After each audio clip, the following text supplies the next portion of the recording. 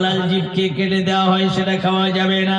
মুসলমানের ছেলেরা রেস্টুরেন্টে যায়, হোটেলে যায়, গিয়ে খাসির মাংস, মুরগির মাংস সেখানে খায়। হিন্দু হোটেলে কি বিসমিল্লাহ আল্লাহু আকবার বলে তারা কি জবাই করেছে, তারপর গিয়ে না খায়। আমি যদি আপনাদেরকে জিজ্ঞাসা করি, আচ্ছা আপনারা বলেন দেখি, সুদটাকে খাওয়াটা কি সুন্নাত না মুস্তাহাব না? মুস্তাহাব না হারাম? আপনারা সবাই বলবেন হারাম। আর ব্যবসাটাকে কি আপনারা বলুন দেন দেখি, সবাই বলবেন হালাল। আহাল্লাল্লাহুল বাই'a ওয়া হারামার রিবা, আমি আল্লাহ তোমাদের জন্য ব্যবসাটাকে হালাল করে দিয়েছি, সুদটাকে হারাম করে দিয়েছি। আমি যদি আপনাদেরকে জিজ্ঞাসা করি, এই কয়েকদিন পর রমজান মাসের রোজাটা আসছে, এই আব্বাজানেরা, এই বন্ধুরা, আমার প্রবীণ বাবাজিরা, আমার মায়েরা, আপনারা বলেন দেন দেখি, এই রমজান মাসের রোজাটা সুন্নাত না মুস্তাহাব না ওয়াজিব? সবাই বলবেন ফরজ। ইয়া আইয়ুহাল্লাযীনা আমানু কুতিবা আলাইকুমুস সিয়ামু কামা কুতিবা আলাল্লাযীনা মিন ক্বাবলিকুম লাআল্লাকুম তাত্তাকুন। হে আমার ঈমানদার বিশ্বাসী বান্দাগণেরা, তোমাদের উপরে রমজান মাসের রোজা ফরজ করা হয়েছে। তোমাদের আগেও যারা ছিল তাদের উপরে রমজান মাসের রোজা ফরজ করা হয়েছিল, যাতে করে তোমরা বেশি বেশি করে আমার দিকে ভয় করো। আমি যদি আপনাদেরকে জিজ্ঞাসা করি, আচ্ছা আপনারা বলেন দেন দেখি, রমজান মাসের ভিতরে লাইলাতুল কদরটা আছে না নেই? আপনারা সবাই বলবেন আছে। আমি যদি আপনাদেরকে জিজ্ঞাসা করি, আচ্ছা আপনারা বলেন দেন দেখি, পিতামাতার খিদমত করা সুন্নাত না মুস্তাহাব না ওয়াজিব? সবাই বলবেন ফরজ। ইত্যাদি ইত্যাদি আরো বহুত কিছু আছে। ওই আমি ভুল বক্তব্য দিচ্ছি, আপনারা তো কেউ ভুল অ্যানসার বা উত্তর দিচ্ছেন না। তাহলে কি আপনারা হাফিজ মাওলানা মুহাদ্দিস আপনারা হয়ে গেছেন? তা না, এ মাওলানার বক্তব্য, ও মাওলানার বক্তব্য, ও মাদানির বক্তব্য, ও বাক্কির বক্তব্য আপনারা শুনে শুনে অর্ধেকের বেশি মৌলভী সাহেব আপনারাও হয়ে আছেন। আপনারা কি রয়ে গেছে? আমল করা। এই আমল না করার কারণে আমরা আজকের মেন জায়গায় পৌঁছানোর পরিবর্তে খারাপ জায়গায় আমরা পৌঁছে যাচ্ছি। আজকের যদি এই জায়গায় জলসা না দিয়ে এরকম একটা চারকোনা মাল লাগিয়ে দেওয়া হতো, ভিডিও লাগিয়ে দেওয়া হতো, বা ড্যান্সের ব্যবস্থা করা হতো, এই প্যান্ডেলটা কি ফাঁকা যেত? যেত? এরকম সুন্দর বন্দোবস্ত করতে হতো বসার। তারপর আমরা এখানে সারা রাত আমির খান, সালমান খান, শাহরুখ খান বা যারা ড্যান্স করে বা বই করে তাদের গুলো দেখে একবার মাসামাতি করে সারা রাত আমরা এখানে থাকতাম। এখানে তো হারমোনিয়াম ব্যবস্থা নেই, তবলার ব্যবস্থা নেই, কিছুই নেই। আমরা এখানে এসছি, আমরা এখান থেকে কিছুক্ষণ পরে দেখা যাচ্ছে কি আমরা চলে যাচ্ছি, আর জায়গাটা পুরো ফাঁকা। অথচ আল্লাহ রাসূল তিনি বলে দিয়েছেন, বুখারীর হাদিসের মধ্যে এসেছে, যেখানে কোরআন ও হাদিসের কথা হয়, আল্লাহ রহমতের মালাইকা ফেরেশতারা সেই জায়গাটা বেষ্টন করে নেয়, ঘিরে নেয়। বাংলা থেকে বলা হয় দেবদূত, ইংলিশ থেকে বলা হয় এনজিল, ফার্সি থেকে বলা হয় ফারিস্তা, আরবি থেকে বলা হয় মালাইকা। এই মালাইকা ফেরেশতা হাত থেকে আসমান পর্যন্ত বেষ্টন করে নেয়। এই মাহফিল শেষ হয়ে যাবে, আল্লাহর ফেরেশতারা আল্লাহর কাছে পৌঁছে যাবে। আল্লাহ পাক সবকিছু শোনার পরই বলবেন, ফেরেশতারা তোমরা সাক্ষী দেখো, যারা কোরআন ও হাদিসের কথা বলেছে এবং শুনেছে ওদের জন্য জান্নাতটা হালাল, জাহান্নামটা হারাম। এক কথায় কোরআন থেকে আমরা জানতে পারি, ইন্নাল আবরারা লাফি নাঈম ওয়া ইন্নাল ফুজ্জারা লাফি জাহিম। যারা ভালো কাজ করবে তাদের ভালো কাজের প্রতিদান জান্নাত, আর যারা খারাপ কাজ করবে খারাপ কাজের প্রতিদান জাহান্নাম। এই জায়গায় আল্লাহর রহমতের মালাইকা ফেরেশতারা এসেছে। এখানে ইন্নামাল আমালু বিল খাওয়াতিম, যার শেষ ভালো তার সব ভালো। আপনারা পুরস্কার নিতে এসেছেন না তিরস্কার নিতে এসেছেন? ওয়াজ আপনারা শুনেছেন, শুনছেন, শুনবেন। আমার কথাগুলো একটু বুঝে বুঝে যাবেন। ও কি দিয়ে গেল, ওর কাছ থেকে কি পেলাম। আমার মায়েরা যারা এখানে বসে আছেন, আপনাদেরকে আমি অনুরোধ করব, ধৈর্য সহকারে আমার কথাগুলি একটু বুঝে বুঝে যাওয়ার চেষ্টা করবেন। আর আল্লাহর কাছে আমি যেখানে আসি দোয়া করে আসি যে আল্লাহ তাআলা যারা আমাকে ডেকেছেন, ইনভাইট করেছেন, আমি যেন তাদেরকে কিছু দিয়ে আসতে পারি। তাই আপনাদের কিছু নতুনত্ব কিছু কথা আপনাদের খিদমতে পেশ করার আমার আশা আছে। তবে আল্লাহ যদি আমাকে বলান তাহলে আমি বলতে পারবো, তা না হলে আমি বলতে পারবো না।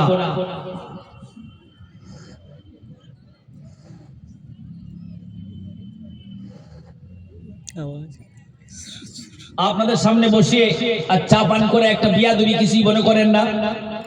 তো আমি যেটা বলতে চেয়েছিলাম যে আমরা মেন জায়গায় পৌঁছানোর পরিবর্তে খারাপ জায়গায় পৌঁছে যাচ্ছি। কারণটা কি? আমরা বহুত কিছু জানি কিন্তু আমলে পরিণত করি না। যাই হোক, আপনাদের সম্মুখে মহাগ্রন্থ আল কোরআনে কারীমের যে আয়াতটি সর্বপ্রথম আমি তেলাওয়াত করেছি, এই আয়াতটির ব্যাখ্যা আমি পেশ করছি। আল্লাহ তাআলা কালামের ভিতরে তিনি কি বলতে চাইছেন? আল্লাহ বলছেন, ওয়ালা তাহিনু ওয়ালা তাহজানু ওয়া আনতুমুল আ'লাউনা ইন কুনতুম মুমিনিন। ও আমার বান্দারা, ও আমার বান্দিরা, তোমরা লাঞ্ছিত হবে না, অপমানিত হবে না, পদদলিত হবে না, পদস্খলিত হবে না, তোমাদের রং পরিবর্তন করা হবে না। মুসলমানের বাচ্চা মুসলমান তোমরা থাকবে। কি করতে হবে? ইন কুনতুম মুমিনিন, আমাদেরকে প্রকৃত মুমিন মুসলমান হতে হবে। আবার এক নাম্বার ইমানদার হতে গেলে কি কি কাজ করতে হবে? আমি আপনাদের খিদমতে মাঝে মধ্যে ভুল বক্তব্য আমি পেশ করব। আপনারা মাঝে মধ্যে যখন আমার কাছ থেকে ভুল বক্তব্য শুনবেন, সঠিক উত্তরটা আপনারা দেবেন। আমি তো আর কবরস্থানে বক্তব্য করতে আসি নাই। কবরস্থানে গিয়ে আমরা অনেক কিছু পড়াশোনা করি বা সালাম দেই, হাদিসে আছে সালামের উত্তর যারা কবরে থাকেন তারা দেন। তো আমি আপনাদের খিদমতে যেটা বলতে চাইছি সেটা হচ্ছে এই যে এক নাম্বার ইমানদার হতে গেলে কি কি কাজ করতে হবে? বুড়ো হয়ে মরে যান, খবরদার জানাজার ছাড়া জীবনে কোনোদিন নামাজ পড়ার দরকার নেই। আরো এক নাম্বার ইমানদার হতে গেলে কি কাজ করতে হবে? বুড়ো হয়ে মরে যান, খবরদার মুখে যেন কোনোদিনের জন্য দাড়ি না গজায়, সবসময় যেন আমি খুশি ফুলডাব হয়েই থাকি। আরো এক নাম্বার ইমানদার হতে গেলে কি কাজ করতে হবে? শিরিক করতে হবে, বিদআত করতে হবে। আরো এক নাম্বার ইমানদার হতে গেলে কি কাজ করতে হবে? ছেলে যখন বিয়ে দেবেন, মেয়ের বাপের কাছ থেকে মোটা অঙ্কের টাকা দাবি করতে হবে।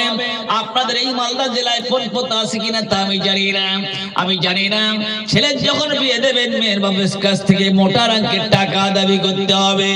এত লক্ষ টাকা হবে ক্যাশ, তারপরে মিলবে আমার পক্ষ থেকে ক্যাশ। অর্থাৎ আমার ছেলের সঙ্গে বিবাহ যদি আপনি দিতে চান, এত লক্ষ টাকা দিতে হবে। আরো এক নাম্বার ইমানদার হতে গেলে কি কাজ করতে হবে? জমির সীমানা ঠেলতে হবে, আর ঠেলতে হবে। আরো এক নাম্বার ইমানদার হতে গেলে কি কাজ করতে হবে? খোপা মাতা পীরের কথা শুনে, ও আমি বৌদি ও নাম বইয়ের কথা শুনে, বৃদ্ধ এবং বৃদ্ধা পিতা মাতা যারা আছেন তাদেরকে মাঝে মধ্যে পেটাতে হবে। আরো এক নাম্বার ইমানদার হতে গেলে কি কাজ করতে হবে? মাদ্রাসা মসজিদের উন্নতি, ধর্মীয় সভা দেয়, খবরদার চাঁদা চাইলে 1 টাকাও চাঁদা দেওয়ার দরকার নেই। মোহাম্মদ রফিক, কিশোর কুমার, আমির খান, সালমান খান, শাহরুখ খান যদি কোথাও আসে, কোন ফাংশনের খবর যদি আপনাদের কানে আসে, ওই ফাংশনের পক্ষ থেকে লোক এসে আপনাদের দুয়ারে যদি চাঁদা চায়, 2000, 10,000 টাকা চাঁদা দেবেন। ধর্মীয় সভায় 1 টাকাও চাঁদা দেওয়ার দরকার নেই। আরো এক নাম্বার ইমানদার হতে গেলে কি কাজ করতে হবে? মামুনদেরকে বেহায়া বেপরদা হয়ে রাখতে হবে। আরো এক নাম্বার ইমানদার হতে গেলে কি কাজ করতে হবে?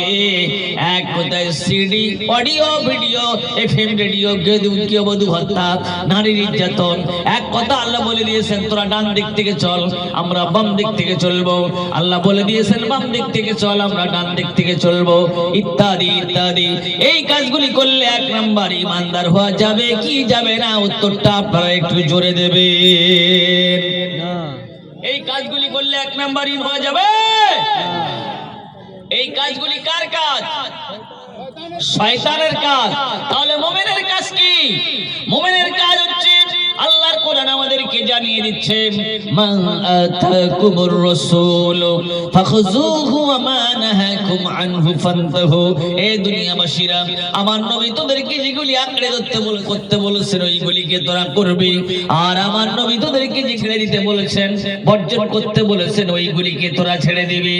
আল্লাহর হুকুম, নবীর তরিকা অনুপাতে যদি জীবন যাপন করতে পারি, আর আল্লাহ যদি তিনি বলে দিয়ে দেয় তোমরা হচ্ছে আমার খাস বান্দা, মুমিন বাসিদ্দ বান্দা, তাহলে আমার কোরআন থেকে জেনে নাও, আল্লাযী আত'আমাহুম মিন জু'i ওয়া আমানাহুম মিন খাউফ।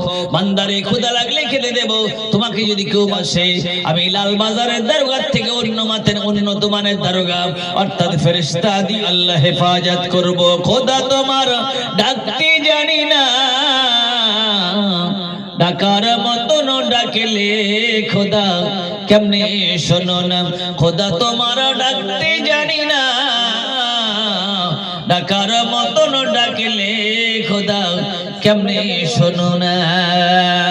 আল্লাহ পাক কারীমের দিয়েছেন উদুনি আস্তাজিব লাকুম, তোমরা আমারে ডাকো আমি তোমাদের ডাকের সাড়া দিয়ে দেব। আল্লাহ বলে দিয়েছেন কোরআনের ভিতরে ওয়াইদা সালাকা ইবাদি আন্নী ফাইন্নী করিব, আমার বান্দারা যখন আমার কাছে কিছু চায় বান্দাদের সনিকটেই হই, অর্থাৎ তাদের চাহিদাগুলি মিটিয়ে দেই। আল্লাহ দূরে না কাছে তাও তো কোরআনের ভিতরে বলেই দিয়েছেন ওয়া নাহানু আকরাবু ইলাইহি মিন হাবলিল ওয়ারিদ, বান্দারের যে মাথাটা দাঁড়িয়ে রয়েছে যে সমস্ত শিরার উপরে তার থেকেও আমি নিকটবর্তী আছি। আমাদের কাছে কাল হচ্ছে তিনটে, পাস্ট প্রেজেন্ট ফিউচার, অতীত বর্তমান ভবিষ্যৎ। আল্লাহর কাছে কাল হয়ে গেছে একটা, যা কিছু হয়ে গেছে সব তার সামনে, যা কিছু হচ্ছে সব তার সামনে, আগামীতে যা কিছু হবে সব তার সামনে। তিনি হচ্ছে সামিউন বাসীর, দেখেন এবং শোনেন। ইন্নাল্লাহা আলা কুল্লি শাইইন কাদির, তিনি হচ্ছেন সর্বশক্তিমান। ইন্নামা আমরুহু ইযা আরাদা শাইআন আইয়াকুলা লাহু কুন ফায়াকুন, কোন জিনিসের দিকে ইশারা করে যদি বলে হ তো সঙ্গে সঙ্গে সেটাই হয়ে যায়। আল্লাহকে ডাকার মতো ডাকতে হবে, স্মরণ করার মতো করতে হবে। বেঈমানেরা উঠে পড়ে লেগেছে, আমাদের দ্বীন ও ঈমানকে মুছে দেওয়ার জন্য হাজারো প্রচেষ্টা চালিয়ে যাচ্ছে। যত কিছু তারা করুক না কেন ইনশাআল্লাহ তারা ব্যর্থ হবে। আমি আপনাদের খিদমতে বলে গেলাম ব্যর্থ হবে। কখন মাদ্রাসার বিরুদ্ধে, কখন মসজিদের বিরুদ্ধে, যখন কোরআনের বিরুদ্ধে, কখন নবীর বিরুদ্ধে, এক এক সময় এক এক রকম বেঈমানের আবির্ভাব হয়ে আমাদের দ্বীন ও ঈমানকে মুছে দেওয়ার জন্য হাজারো প্রচেষ্টা চালিয়ে যাচ্ছে।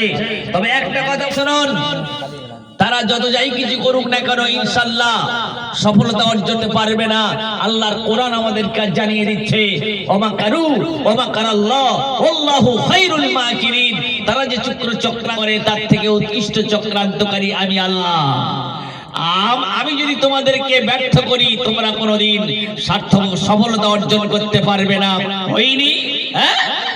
হয়নি? বিশ্বনবী মুহাম্মদুর রাসূলুল্লাহকে মারার জন্য আবু জেহেল, আবু লাহাব, উতবা, সাইবা মানে গোপন মিটিং করে নিল। আজকের মুহাম্মাদের ঘর থেকে বার করে এনে আমাদের সামনে ফেলে মুহাম্মদকে টুকরা টুকরা করব, দুনিয়া থেকে বিবাদ করে দেব, ধ্বংস করে দেব।